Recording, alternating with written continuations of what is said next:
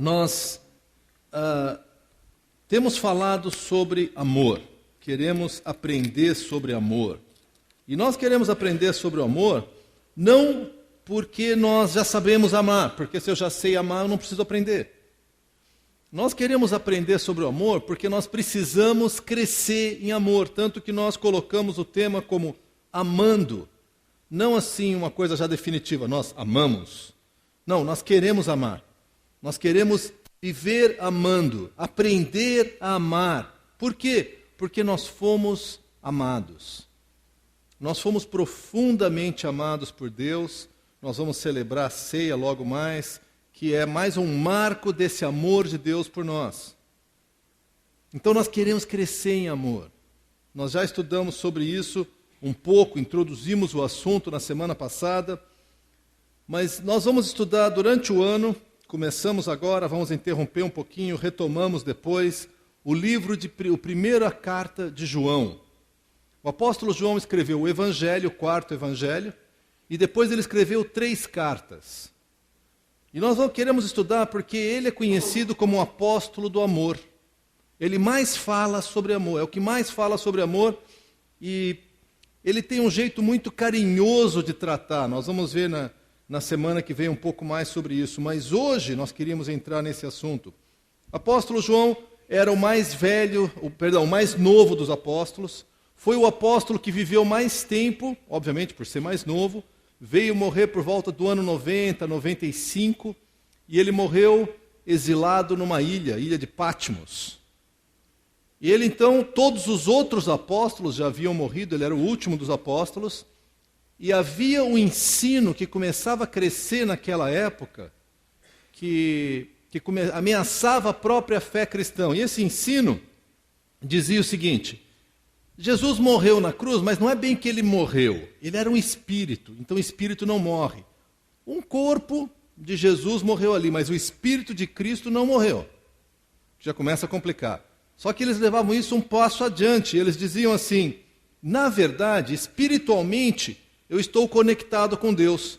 E se espiritualmente eu estou conectado com Deus, não importa o que o meu corpo faz. Então, se você me acusa de pecado, eu digo, não, isso aqui é meu corpo pecando, porque meu espírito está conectado com Deus. Eles faziam uma separação tal, que era assim, vale tudo, tá? Porque o meu espírito está com Deus. O corpo já está indo para as trevas mesmo, não importa. E o apóstolo João, então, escreve para combater esse tipo de coisa, e o que ele fala é essencial, porque logo no começo, no que nós vamos estudar hoje, nós vamos ver sobre aquilo que nós chamamos, assim que eu conseguir conectar aqui, comunhão verdadeira, mas mais do que isso, uma comunhão verdadeira que só existe em Jesus. Com isso eu não quero dizer que não existe amizade no mundo, é claro que existe, alguns exemplos fantásticos de amizade, mas quando o apóstolo João fala de comunhão, ele fala de uma maneira muito diferente. Ele fala de um modo muito mais profundo. Porque nós vimos também na semana passada que a fé cristã não trata só de comportamento. Faça isso, não faça aquilo, faça isso, não faça aquilo, dá uma longa lista de pecados, de faças e não faças, e fica tudo resolvido. É possível que pessoas tenham um comportamento moral, invejável, mas o seu coração esteja longe de Deus. É difícil, mas é possível. Porque a pessoa pega uma longa lista de faças e não faças e vai cumprindo. Por outro lado, a fé cristã também não é uma fé como o do pessoal dessa época, que dizia assim, o que importa é o meu espírito com Deus. Esse corpo já foi perdido mesmo, então não me importa mais essa vida. A fé cristã é uma fé relacional. A nossa ênfase, então, primária é relacionamentos. Se você quer ver se alguém é cristão, você vai perceber nas afirmações que ele faz, é claro, mas isso é comprovado pelo modo como ele se relaciona com as pessoas. O apóstolo João falou isso claramente, citando as palavras de Jesus, que pelo amor o mundo vai saber que nós somos discípulos de Jesus. Não é pelas placas na porta, não é pelos nossos cânticos, não é por nossas pregações ou por nossos prédios, mas pelo amor. Por isso, amando, nós queremos amar. Nós queremos estar amando, nós queremos continuar amando, porque esse amor nos tomou. Agora, quando nós falamos de comunhão, vamos falar sobre comunhão hoje, ela tem a ver com participar, com ter algo em comum, com compartilhar, com companheirismo, com comunicação. Ela é mais profunda que amizade. Uma outra palavra que nós podemos colocar para comunhão é amor, e especialmente amor em prática. Então, o convite que eu quero te fazer enquanto estudamos 1 João é: você quer conhecer comunhão verdadeira? Porque um dos nossos maiores anseios é justamente esse nosso anseio por pertencer. Nós queremos fazer parte. Quantos de nós não nos lembramos do menininho que chega na escola, uma escola nova, e o que ele procura em primeiro lugar? Um amigo. E ele chega para alguém e fala: quer ser meu amigo? Vamos ser amigo? Ou a menininha: vamos ser amiga, porque eu preciso me conectar. Esse mundo sozinho é muito complicado. Conexão. Abra comigo então na primeira carta de João, João 1.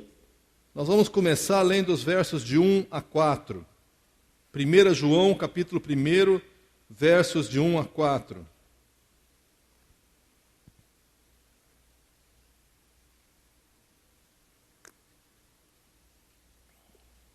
E nós lemos assim: o que era desde o princípio, o que ouvimos, o que vimos com os nossos olhos, o que contemplamos e as nossas mãos apalparam, isso proclamamos a respeito da palavra da vida. A vida se manifestou, nós a vimos e dela testemunhamos e proclamamos a vocês a vida eterna que estava com o Pai e nos foi manifestada. Nós lhes proclamamos o que vimos e ouvimos, para que vocês também tenham comunhão conosco. A nossa comunhão é com o Pai e com seu Filho Jesus Cristo. Escrevemos essas coisas para que a nossa alegria seja completa. Só aqui nós podíamos passar muito tempo, porque o apóstolo João está querendo reafirmar aquilo. Eu estive com Jesus, eu vi, eu ouvi, eu toquei Jesus. Eu estava com Ele, eu caminhei com Ele, eu vivi com Ele. E repara só que o que ele diz no verso 2, a vida se manifestou. Porque, na verdade, se você não está em Jesus, a sua vida está incompleta. Você vive uma vida meio morta. Não, mas eu estou vivo, eu tenho certeza que sim, ainda bem, né? Mas não é esse o ponto. O ponto é que existe um vazio dentro de ti, que é algo assim: puxa, tem alguma coisa que falta. Eu quero mais. Eu não estou satisfeito. Dinheiro, realizações, sexo, família, tudo isso me ajuda, mas não preenche o meu coração.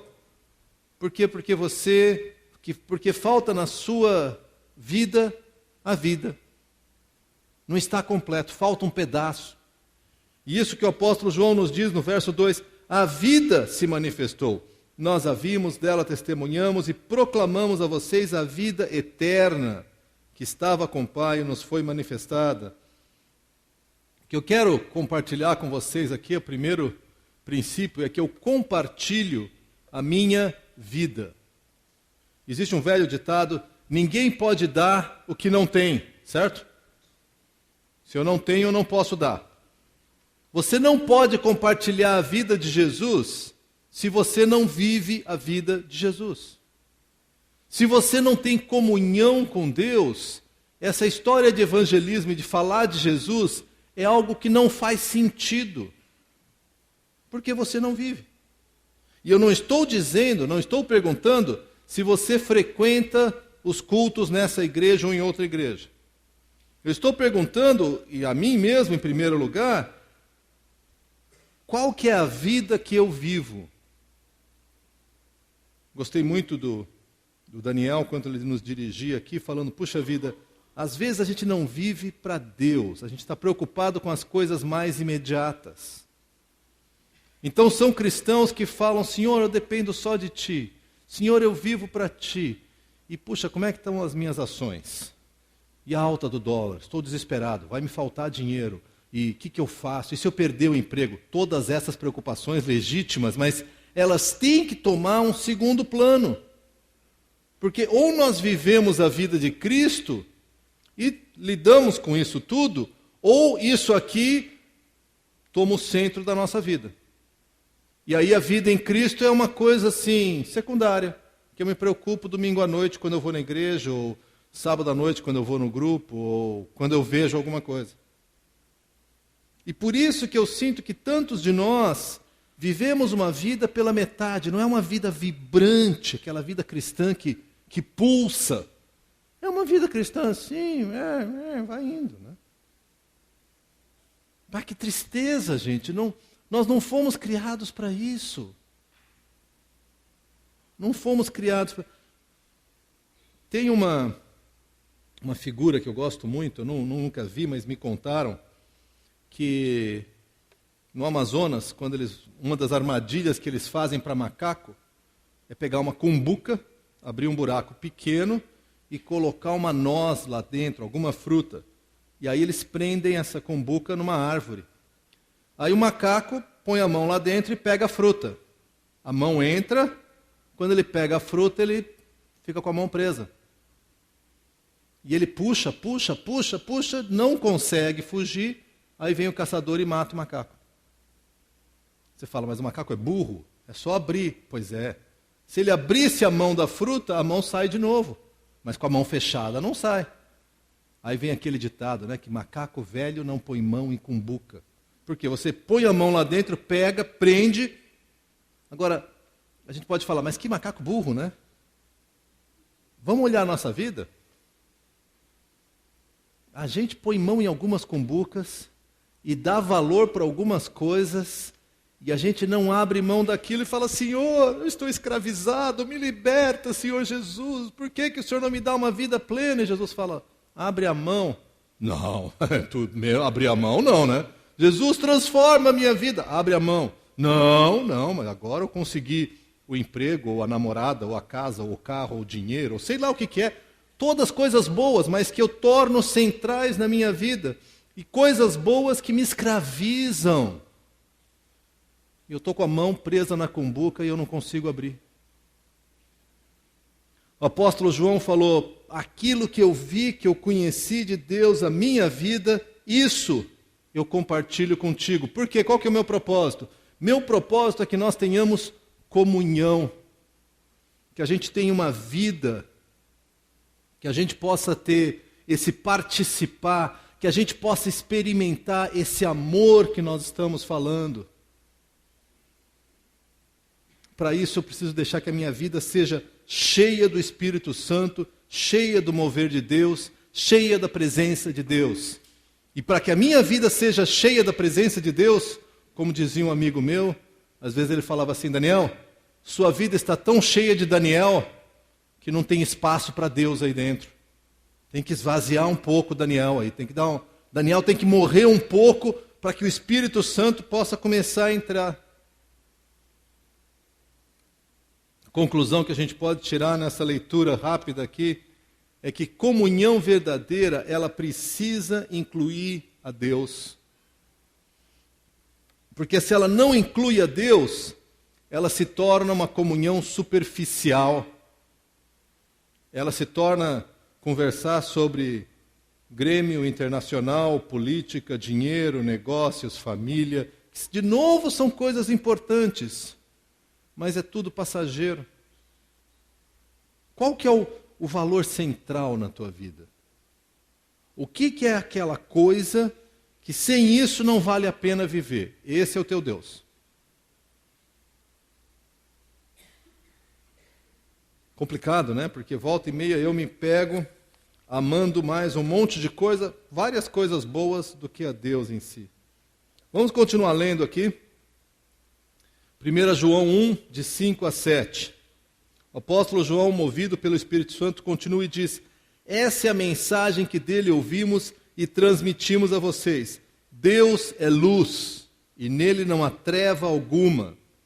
Se afirmarmos que temos comunhão com ele, mas andarmos nas trevas, mentimos e não praticamos a verdade.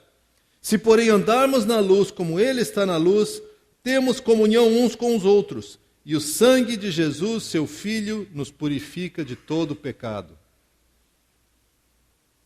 A primeira expressão que ele usa no verso 5 é isso: Deus é luz. É uma das primeiras vezes no Novo Testamento que é usada o conceito de luz para definir a Deus. Tem vários significados aqui, mas o que importa para nós é que Deus é luz, significa que Deus é tudo de bom.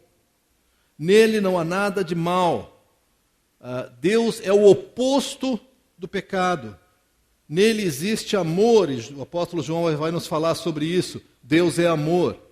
Não existe nele perversidade, não existe nele o egoísmo. Deus quer o teu bem. A gente acredita nisso? De verdade?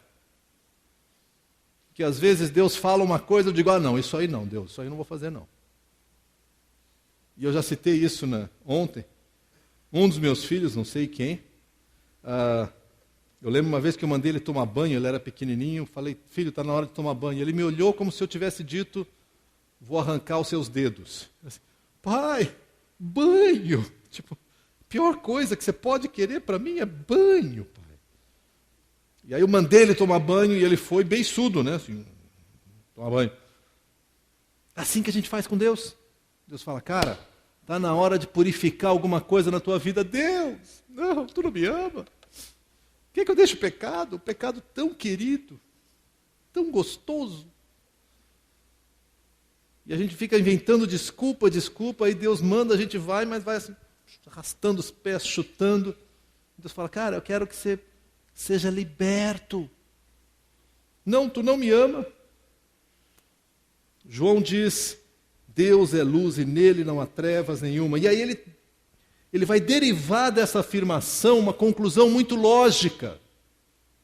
Que é assim, se nós afirmarmos que temos comunhão com ele, mas o nosso ambiente de vida, nós andarmos nas trevas, não é verdade. Porque se eu ando com Deus, e ele é luz, eu tenho que andar na luz. Se eu ando com Deus, digo que tenho comunhão com Deus, mas vivo nas trevas, tem alguma incoerência. Certamente o João também está dizendo, confrontando o pessoal daquela época que dizia, não, eu tenho comunhão com Deus, mesmo que a minha carne viva em pecado. E João está dizendo, é mentira. E aqui eu convido vocês, o que João está dizendo é, se na sua vida existe um pecado habitual, que se repete, e o qual você já não quer nem mais tratar, a sua comunhão com Deus está prejudicada. No mínimo, prejudicada. Por quê? Porque Deus é luz. Não tem como você falar, eu estou andando na luz, mas na verdade eu prefiro as trevas. É óbvio que mesmo que eu diga que eu tenho comunhão com Deus, ainda haverão trevas na minha vida. É trágico, mas é verdade. Nós ainda vamos pecar. Mas eu tenho um acordo com Deus que aqui é a luz e é aqui que eu quero viver. De repente eu dou uma passeada, perdão Senhor, eu caminhei para longe de Ti. Daqui a pouco eu vou de novo. O problema é quando a gente vai para cá, para as trevas, e monta acampamento aqui. Constrói casa, mansão, condomínio. E eu estou lá, Deus, tenho comunhão contigo, hein? Tu é um cara legal, mas eu vivo aqui nas minhas trevas, tá? E não me perturba muito. E se alguém começa a confrontar, eu falo, isso é legalismo. Cadê teu amor? Tu tem que me amar, cara. Como eu sou, no meu pecado. E Deus fala, eu te amo tanto que eu não te quero na miséria. Eu te quero puxar para cá. E aí a gente reage que nem um menininho que não quer tomar banho. Tu não me ama? Olha só o verso 7. Se, porém, nós andarmos na luz como Ele está na luz, temos comunhão uns com os outros. Estou até esquecendo de passar aqui. Ó. Pronto, vamos lá. Quem anda com Ele, anda na luz. Mas tem algo surpreendente no verso 7, que é assim, Se, porém, nós andarmos na luz como Ele está na luz, nós temos comunhão uns com os outros. E aqui é como se fosse uma guinada, uma virada que João dá, porque ele está falando comunhão com Deus, luz e trevas, e se você anda com Deus, você está na luz. A impressão que dá quando você começa a ler é, mas se você anda na luz, você tem comunhão com Deus, claro. Né? Mas ele fala, se você anda na luz, você tem comunhão um com o outro. Porque o maior inimigo da comunhão é você andar nas trevas e fingir que anda na luz. A isso nós damos o nome de hipocrisia. Eu finjo que estou na luz, que eu adoro Jesus, que eu ando com Deus, e na verdade eu cultivo as trevas naqueles cantos escuros da minha vida. De novo, é claro que todos nós vamos pecar. É trágico, mas é claro. Não é disso que eu estou falando, estou dizendo daqueles que habitam aqui. Por exemplo, no meu casamento, se eu começar a andar nas trevas, em alguma questão com relação ao meu casamento, obviamente eu não vou falar para Ana Paula, porque eu não sou doido. Né? E ela fala, tudo bem, meu amor. Né? E eu estou vivendo nas trevas. O que começa a acontecer é que começa a haver uma separação entre nós. Eu posso fingir por algum tempo, mas isso não é comunhão. O que começa a acontecer entre nós é a mesma coisa. Né? Eu olho para vocês todos aqui, todos bonitinhos, limpinhos, arrumadinhos. Para mim vocês são todos santos, estão quase flutuando de tanta santidade. Eu só não acredito nisso porque eu conheço o meu coração. E eu desconfio que não é o único. Mas eu entendo que a gente se reúne, não vai aí todo mundo, bom dia, olha, hoje eu pequei assim, hoje... Não é isso que eu estou dizendo. Mas é uma postura nossa de evitar a falsidade, evitar essa ideia de que eu ando na luz. E na verdade, porque se eu digo que ando na luz, mas ando nas trevas, não só eu não tenho comunhão com Deus, como eu não tenho comunhão com as outras pessoas. Então, se eu quero ser amado, experimentar esse amor de Deus para poder amar os outros, a minha conclusão óbvia é uma só. A comunhão verdadeira inclui eu andar na luz. Para amar, eu preciso andar na luz. Por quê? Porque é a luz, nesse sentido, é o amor de Deus que me capacita. Hoje nós cantamos um hino bonito que falava que o amor de Deus me habilita a amar. Agora eu não vou lembrar qual o número, o Arthur nos conduziu, mas esse é o amor de Deus que me habilita a amar. Então, se eu digo que eu ando com Deus, mas não ando com Deus, eu não vou conseguir amar. Não é que eu sou pior ou melhor. Eu não vou conseguir porque o amor não nasce no meu coração, nasce no coração de Deus. Agora, é curioso que uma das primeiras coisas que acontece quando a pessoa começa a andar nas trevas, é que ele olha para os cristãos e fala, vocês são hipócritas, vocês não amam, vocês não me amam como eu sou, vocês tinham que me amar como eu sou, no pecado. E Deus fala, eu te amo no pecado, eu só não posso te deixar ir, porque de deixar ir não é amor, é te jogar para as cobras.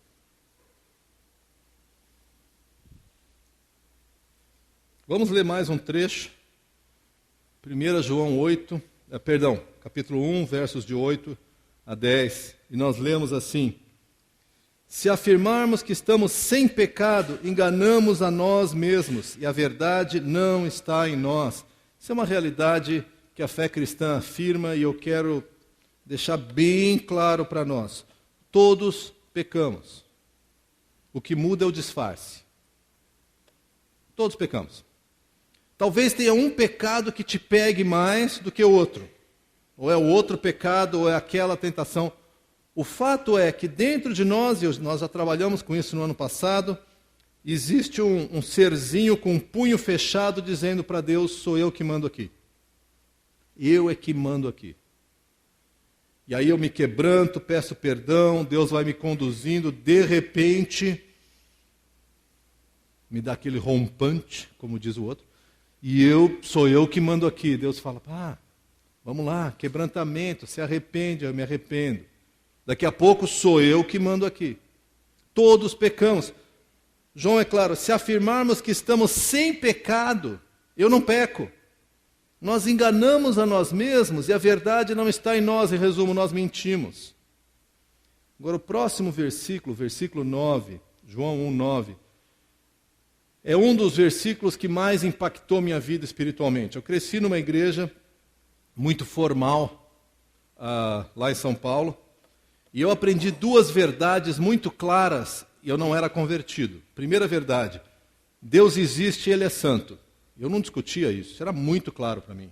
Segundo, eu era pecador e um dia eu vou ter que prestar contas disso. Essas duas verdades eu sabia, eu não sabia o que fazer para juntar as duas. Então eu vivia aquela coisa da caderneta espiritual, sabe? Eu espero que o que eu faço de bom compense o que eu faço de ruim, né? Mas eu nunca tinha certeza. Eu nunca tirava o saldo da minha conta aqui. Então, aí eu brigava com alguém, quando o gurizão em casa desobedecia, aí eu ia lá e lavava a louça. Para mim é um sacrifício enorme, tá? Então, que aí dá uma compensada, né? E aí eu xingava alguém, aí eu dava uma esmolinha para alguém. Agora acho que compensou, né? Dependendo do pecado eu tinha que dar uma esmola maior, então era complicado. Mas eu ficava nessa negociata com Deus. Certamente me explicaram o Evangelho, mas eu demorei muito para entender. Quando eu entendi o Evangelho, eu entendi que não tinha nada que eu pudesse fazer para me tornar mais aceitável para Deus, porque eu sou totalmente amado por Deus, antes de me converter. A Bíblia fala isso. Ele nos amou enquanto éramos ainda pecadores. Ele me amou por quê? Porque Ele é amor, é da natureza dEle amar. Não é porque eu era bonzinho, bonitinho, nada disso. Quando eu compreendi isso e tudo que eu tinha que fazer era aceitar o sacrifício de Jesus, eu abracei isso com a maior rapidez possível, né? Era isso mesmo que eu queria para a minha vida. Então eu me converti, tomei uma decisão radical por Jesus. Nos primeiros 2 meses da minha vida, no momento que você aceita Jesus, você é cheio do Espírito Santo, porque você confessa os seus pecados, abandona os seus pecados, o Espírito Santo entra na sua vida e começa a obra dele. Então, no começo, eu estava assim, em plena comunhão com Deus. Não sabia muito da Bíblia, mas eu estava em comunhão com Deus. Só que o tempo foi passando e esse estado de plena comunhão com Deus não durou muito. Passou algum tempo e eu levantei o punho para Deus e sou eu que mando aqui. Eu pequei. Aí quando eu pequei, o acusador veio e falou: Daniel, tu tentou Jesus e não deu certo. Tu perdeu tua salvação. Agora não tem mais jeito para ti. Já tentou Jesus, já tentou tudo. Você está perdido, tu não presta. E aí foi caindo aquela culpa, até que alguém veio e me ensinou 1 João 1:9.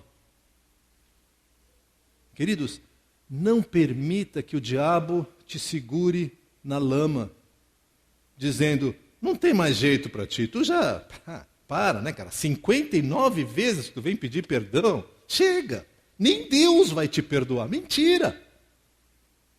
O versículo é claro: se confessarmos os nossos pecados, Ele é fiel e justo para perdoar os nossos pecados e nos purificar de toda injustiça. Se confessarmos os nossos pecados, para cristãos isso, hein? Ao confessar o meu pecado, Deus perdoa o meu pecado e me dá o poder para abandonar aquela injustiça. Eu caio de novo, e eu peço perdão de novo, e Ele me perdoa de novo, e me dá o poder de enfrentar a injustiça. E se eu cair de novo, Ele vem de novo, se eu cair de novo. Porque a morte dEle na cruz cobriu todos os meus pecados, não só os meus, mas o do mundo inteiro. Você fala, então todo mundo é salvo? Lê o começo do versículo. Se confessarmos os nossos pecados. Se confessarmos os nossos pecados. Confissão traz perdão e purificação. E se eu não confessar? Deus está com uma bandeja de perdão preparado para te dar. Você precisa só pegar. Fala, tá bom, eu preciso, então toma aqui. Se você fala, eu não preciso, Ele fala, Tu precisa. Ó, o perdão aqui. Eu não quero, eu não preciso, estou bem, não tem nenhum problema. Por que eu vou querer? Está aqui. Você quer? Não, não quero. Tem um pastor que eu gosto muito, o ensino dele me impacta bastante, é Tim Keller, de Nova York, e ele diz que a vida cristã é um contínuo arrependimento. Não é que eu vivo a minha vida inteira sofrendo, mas é assim, meu coração está sempre a um passo do arrependimento. Eu estou vivendo minha vida, o Espírito Santo aponta alguma coisa, eu falo, Senhor, me perdoa. Eu quero voltar à comunhão contigo. Aí alguma coisa acontece na minha vida, o Espírito Santo me fala e eu, Senhor, me perdoa. Aí eu fico sabendo que tem alguém magoado comigo, eu vou correndo lá, me perdoa, porque o Espírito tocou meu coração que não é isso que Ele quer. O que é triste é, de novo, o número de vezes que de repente alguém estava magoado comigo e eu falei, também está magoado porque ele quer, não fiz nada. Ele é que é um chorão, não tenho nada a ver com isso. Eu não fiz nada de errado, ele é que vem a falar comigo. E o que acontece? O Espírito Santo vai falando ao meu coração, eu vou endurecendo o meu coração, não confesso o meu pecado, não procuro a pessoa, e aí reclamo, Senhor, por que te afastaste de mim? E Deus fala, eu estou parado aqui, você que correu para longe. A verdadeira comunhão inclui confissão. Eu vou mais especificamente, se você quer ter uma comunhão no teu casamento, prepare-se para praticar a difícil arte de confessar. Quanto mais tu puder fazer isso, mais você vai experimentar intimidade no teu casamento. Quanto mais tu praticar a horrível arte da autodefesa, menos comunhão tu vai ter no casamento. A esposa fala, nós precisamos conversar. Agora não, mulher, eu estou cansado. Trabalho o dia inteiro, tu quer ficar conversando comigo, tem mais o que fazer. Não, mas não, agora não. Quanto mais eu me defendo, pior fica a emenda. Você fala, mas eu tenho razão. Você pode ter 95% de razão e só 5% de culpa. Cuida do teu 5%. Confessa, busca de Deus o perdão e a justificação. Deixa eu avançar um pouco mais agora para João capítulo 2, versos 1 e 2. Nós lemos assim, meus filhinhos, escrevo-lhe essas coisas, o que ele escreveu até agora, para que vocês não pequem. É algo meio óbvio isso aqui, mas deixa eu destacar, com tudo que João está dizendo sobre perdão, justificação. Olha, se você diz que não peca, é mentira, porque você peca. Ele falou, quem sabe alguém vai entender, então está liberado o pecado. E João está dizendo, não peca. Por quê? Porque o pecado ofende a Deus e o pecado destrói a tua vida. O pecado tem consequências terríveis na tua vida. Mas e se Deus me perdoar? Se Deus te perdoar, Ele pode ou não te poupar das consequências. Se você ofende um amigo, e eu já fiz isso, fui lá e pedi perdão, e a pessoa me perdoou, e o nosso relacionamento dali para frente nunca voltou a ser o mesmo. Entre aspas, eu perdi o amigo. Mas Deus me perdoou, e a pessoa me perdoou, acredito que sim. Então tudo volta ao normal? Eventualmente, é possível.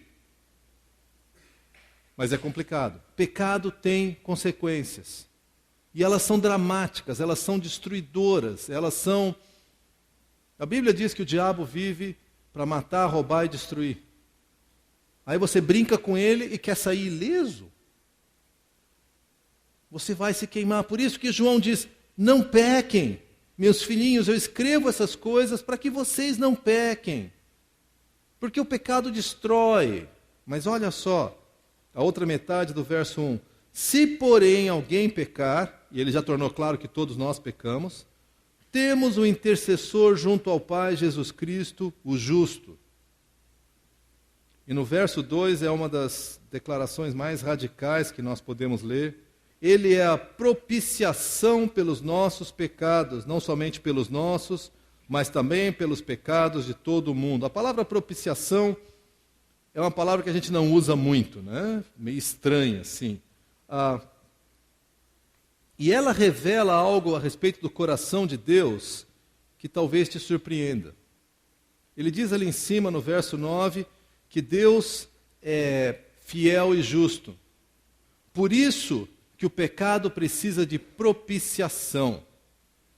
Propiciação é pagamento. Pecado tem consequência. Alguém tem que pagar pelo pecado. Eu chego e falo, Senhor, pequei. E a Bíblia diz, pecou, morreu, sinto muito, acabou contigo. Nessa hora que Jesus vai entrar e vai dizer, eu vou receber a ira de Deus sobre esse pecado. Põe na minha conta, eu assumo. É comigo mesmo. Nós vamos voltar aqui, mas abre comigo rapidamente no Evangelho de João, é o mesmo João, tá? Capítulo 3, verso 36. É o mesmo capítulo onde João fala em 3,16, pois Deus amou o mundo de tal maneira que nos deu seu Filho unigênito. Olha só como é que ele termina esse capítulo. João, Evangelho de João, capítulo 3, verso 36. Quem crê no Filho tem a vida eterna, já quem rejeita o Filho não verá a vida. E fica pior ainda, mas a ira de Deus permanece sobre ele. Eu não sei o que você acha disso. Eu não gosto de ninguém bravo comigo. Quanto mais poderoso, pior para mim. Eu quero acertar essa dívida logo, porque a ira é uma coisa complicada. Agora imagina comigo um Deus de amor irado. Você fala, não, não pode. Deus, amor não pode ficar... Deus é amor, a Bíblia diz isso. Mas diz também que por causa do nosso pecado, a ira de Deus permanece sobre mim e sobre você. Propiciação é o quê? É um pagamento, alguém que vai entrar aqui na frente e vai receber a ira de Deus. É isso que Jesus fez na cruz por você e por mim. Ele falou, é comigo mesmo. As contas do Daniel, joga para mim. E aí eu aumento a conta, ele fala, essa também, pode jogar. Voltando ali para 1 João, capítulo 2, verso 2. Ele é a propiciação pelos nossos pecados, não somente pelos nossos, mas pelos pecados do mundo inteiro. Ele está pronto para cobrir o pecado de todo mundo. Imagina o pior pecado que tu puder imaginar. Não gasta muito tempo pensando nisso, não, mas esse também está coberto.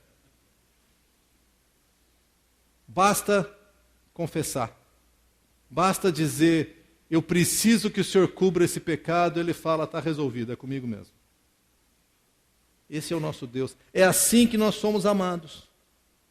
É um amor que não tem dúvida, não tem limite. Uma comunhão verdadeira, ela precisa incluir Jesus e a morte de Jesus. Eu lembro um dos meus filhos que, quando pequeno, pegou um livro numa biblioteca, e aí, bem pequeno, e a biblioteca tinha uma multa por atraso. Algo sério como 10 centavos por dia, alguma coisa assim. E aí esse meu filho atrasou o livro. Atrasou e começou a correr a multa. E ele era bem pequeno. E aí ele fez os cálculos e falou, eu não tenho dinheiro para pagar a multa. E eu não quero pedir para o meu pai, porque eu estou com vergonha. Então o que ele fez? Eu vou esperar ganhar o dinheirinho da semana, porque aí com o dinheirinho da semana eu pago a multa. Só que o que ele ganhava por semana não cobria a multa. O que aconteceu? A multa continuou crescendo. E esse filho foi ficando desesperado, porque ele falou, eu estou economizando dinheirinho, mas não está dando para cumprir. E foi. Aí um dia recebemos um bilhetinho da escola, o livrinho tal não voltou. Aí eu fui falar, começou a chorar, mas pai, eu não consigo pagar. Falei, filho, por que tu não pediu? Mas pai, eu pago. Deu uma multa assim terrível, tipo R$2,50, que era impagável. Você nunca vai conseguir pagar. Olha só, tá vendo o dinheirinho que você acumula aqui? Não dá para pagar, eu não lembro os valores, mas não vai dar.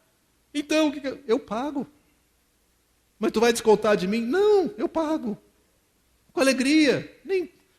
Mas eu esqueci. Pois é, filho, mas e daí que tu esqueceu? Eu pago. Se eu, que sou um pai tão fraco, tão ruim, faço isso, imagina o nosso Pai Celestial. Tu chega para ele, Senhor, eu não consigo pagar. Ele fala, eu sei, eu pago. Está de graça. Só vem, me pede que eu te dou. E aí dentro de nós surge aquele, quá comando-me, eu é que mando aqui. Isso me impede de gozar do amor de Deus. Me impede de gozar de todas as bênçãos e alegrias que Ele tem para me dar. E eu vivo uma vidinha medíocre espiritualmente, tentando juntar dinheirinho para pagar uma dívida que é impagável. Querido, abre mão, entrega isso. Comunhão verdadeira, ela passa pelo perdão, pela propiciação de Jesus na cruz. Ele oferece isso de graça para mim e para você. E Ele diz, vem, eu te perdoo. Diz que você abandona essa vida. Mas eu não sei se eu consigo abandonar. Eu trato disso. Diz que você não quer viver assim. Eu quero viver para Deus. É tudo que você precisa fazer. Confissão é isso. Cansei dessa vida podre, eu quero viver para Ti. De vez em quando eu volto para lá, Ele me puxa pela orelha, eu venho para cá de novo. Não existe prazer maior do que viver o amor de Deus, receber o amor de Deus e ser surpreendido pela ação do Espírito Santo na nossa vida que nos faz amar os outros. Já experimentou isso? Eu já. Eu tenho um problema com amargura, já confessei isso para vocês algumas vezes, e já teve várias situações em que de repente eu senti alegria na pessoa que havia me ofendido. Senti prazer em abraçar aquela pessoa. Prazer, é um sentimento mesmo. Porque você é bonzinho? Não, eu sei a extensão da minha maldade. O Espírito Santo em mim me deu alegria ali. Me encheu de vida. Eu tenho que falar dessa vida. Eu tenho que falar dessa vida. Nós vamos estudar mais sobre aquilo que Deus tem para nós como comunhão verdadeira, sobre amor que nos faz amar. Eu te convido a entrar, talvez a palavra pacto seja forte, mas eu vou usar essa palavra, num pacto com Deus. E dizer assim, Deus, eu quero experimentar o Teu amor. Eu quero, não é só sentir o Teu amor, que às vezes no momento de louvor aqui a gente sente o amor de Deus. Não, eu quero vivenciar o Teu amor e tudo que eu vivenciar eu quero distribuir. Derrama o Teu amor em mim para que eu possa amar. Ama o mundo por meu intermédio. Esse é o desafio que nós temos como igreja, esse é o desafio de Deus para nós esse ano. E eu quero ser o primeiro aluno. Não em desempenho, tá? Mas pelo menos em termos de aprendizado. Eu quero aprender muito. Eu quero correr lá para a fila, e eu quero aprender tudo de amor que Deus tem para nos ensinar. Baixe sua cabeça comigo. Senhor, em primeiro lugar, obrigado pelo Teu amor, pela Tua misericórdia, pela Tua propiciação, porque o Senhor enviou Jesus para que Ele tomasse sobre si a ira que devia cair em cima de mim. Pai, isso ainda me espanta, apesar de conhecer o Teu Evangelho há mais de 40 anos. Pai, eu quero acordar, eu quero ir dormir hoje à noite e acordar amanhã de manhã, pensando nesse amor que transforma, que toca.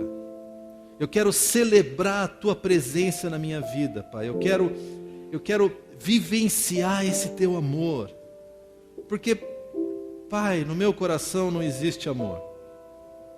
Existem sentimentos bons, existe gostar, existe amizade, mas eu quero muito mais que isso, Pai. Eu quero um amor que tenha uma origem em Ti, que seja o refletido Teu amor. Eu quero ter uma comunhão verdadeira em casa, com os meus amigos, com a igreja. Eu quero viver uma vida de pleno arrependimento, porque eu confio no Teu perdão que está me esperando do outro lado do arrependimento. Na verdade, esse amor que vaza até a mim agora mesmo. Usa a mim, Pai. Usa cada um de nós aqui para amar esse mundo com o teu amor. Isso é o que eu peço, isso é o que eu agradeço no nome de Jesus. Amém.